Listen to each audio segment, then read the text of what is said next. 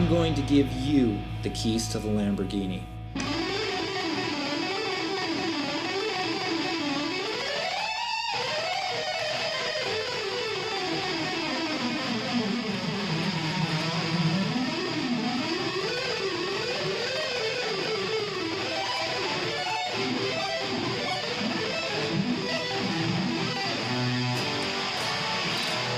Oh my God, right? It just keeps going and going. It's like the Energizer Bunny.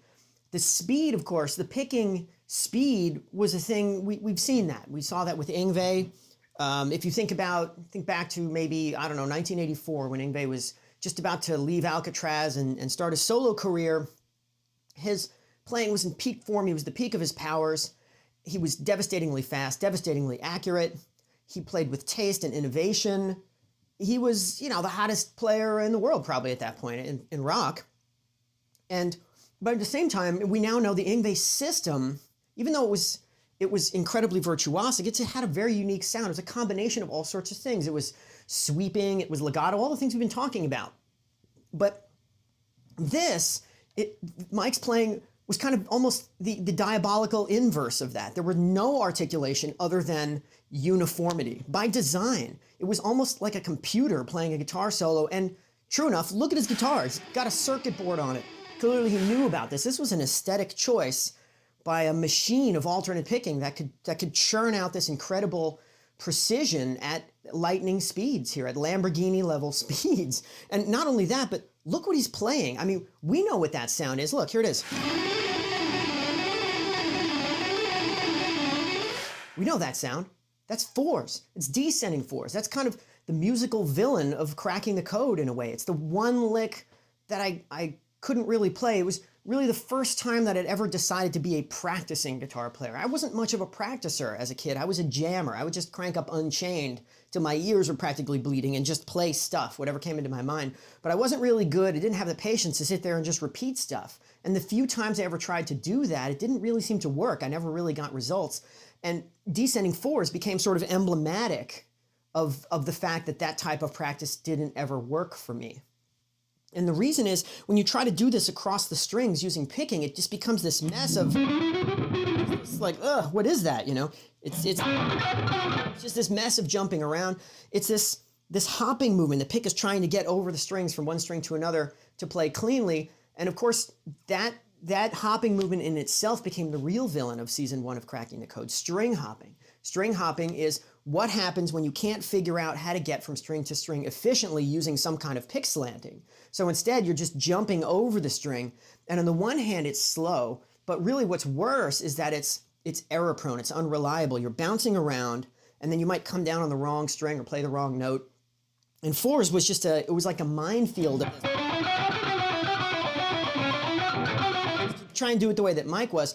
The left hand was confusing. I eventually figured that out. It actually kind of cycles and rolls. And once you realize that, it's not as complicated as you think. But the picking never got any easier. I could kind of play parts of it in short bursts. And then it would just kind of hit the string change part, and then that would really be difficult.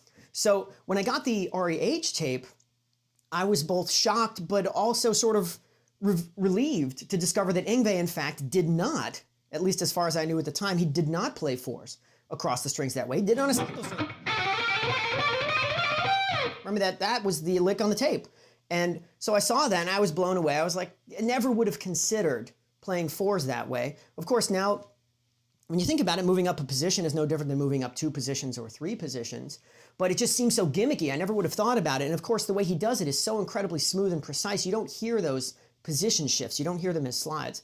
So on top of that, over the 10-year period that we were talking about earlier, I actually did develop eventually a way of playing fours across the strings using the Yngwie system, but it ended up being a combination of sweeping, legato, and picking, and alternate picking. It was the full effect of the Yngwie system where you...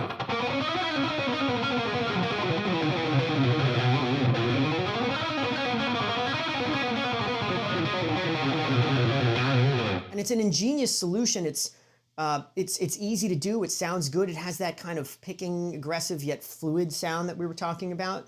And at some point, I realized that this wasn't just my creation. Yngwie actually used this system to play fours. And but he didn't do it so obviously across many strings like that. He would use it as a connection between single string licks. Maybe he would do 1 or 2 strings of it and then keep going on a lower string using the single string version of 4s. So it turns out I did have a way of doing it, but again, it had a different sound, and at least the pull-off part of that had a different sound. The sweeping you can't hear at those speeds, but the legato you can hear it a little bit. Now, in this example on Speed Kills, this Lamborghini lick, I really couldn't tell what I was hearing. I heard uniformity, and that certainly was a clue, perhaps, that maybe the Yngwie system was not being used. But I just had to assume that what I was hearing was, in fact, some combination of sweeping and legato, because I knew there was no way that these string changes in this pattern, done in this sort of circular fashion like that, there's no way that all those string changes could possibly work out after upstrokes or work out with sweeping and without legato. There had to be some catch in there somewhere. And well, it turns out there are other examples of 4s on Speed Kills, and I wanted to take a look at those. And so here's another clip of 4s. Here's what it looks like.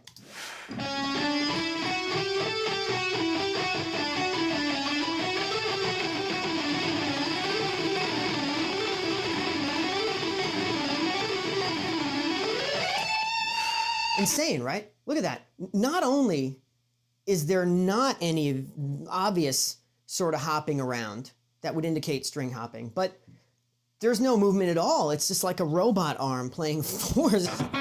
How do you do that? Even this is a complicated pattern. You have to move back and forth between 2 strings, and it includes just about every combination of notes per string that you're likely to encounter in everyday playing. You've got 3 notes on a string, 2 notes on a string, and 1. All of that stuff wrapped up, and it cycles, moves from the first string of the pattern down to the next string of the pattern. So it's 3, 2, and then 1, and then you're on the new string like a slinky going downstairs.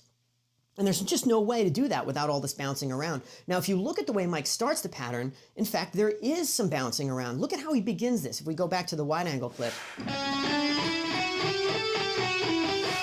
you can see that he starts picking with this very exaggerated alternate picking technique. Now, when I saw this, I understood that this was being done for didactic purposes. He wasn't saying, this is how I play this lick when I play slow. He was saying, take a look at these pick strokes. These are the pick strokes that I'm using. It's a very aggressive or very exaggerated downstroke with this down and then this up like this.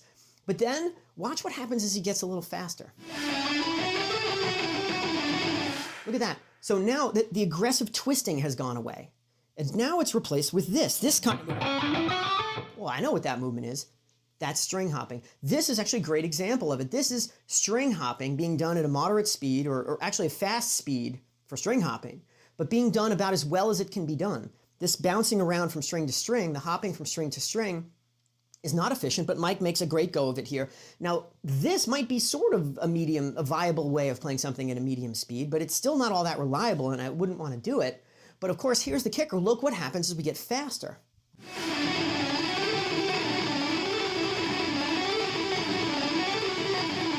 Gone. I mean, where did it go, right? There's no more bouncing movement at all. It's just, it evaporated, and then the robot arm took over. Just the machine that I first saw in the Starlicks video, the machine of alternate picking took over. And this is a mystery. This simply should not be possible. Well, maybe there's, I don't know, maybe there's something in there. What's going on here? Well, you know, DVDs had frame advance, right? They didn't have any way of slow-mo, any kind of slow motion thing. But of course, I can take this clip and drop it into Final Cut, and we can actually get a type of slow motion that I didn't even have access to at the time, where we can actually hear sound as it plays. And when you do this, here's what it looks like.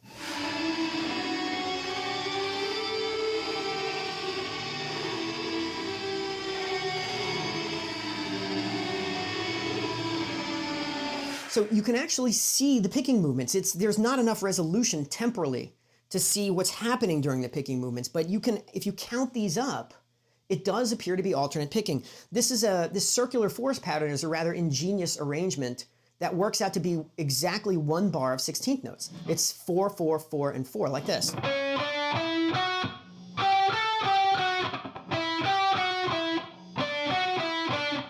And then it just repeats, cycles. So if you actually count the picking movements, I counted the hand movements in slow motion while frame advancing on the DVD, and there did appear to be 16 discrete hand movements. Now I can't tell if those are picking movements or if they're, if they're just moving from one part of the string to another. I couldn't really tell, but there were 16 discrete movements. So odds were good that what we were seeing here was really actually alternate picking, but alternate picking that somehow gets across the strings with no bouncing around, with this incredible efficient robot arm that made no sense at all. And I really wanted to know more about how this could possibly be done.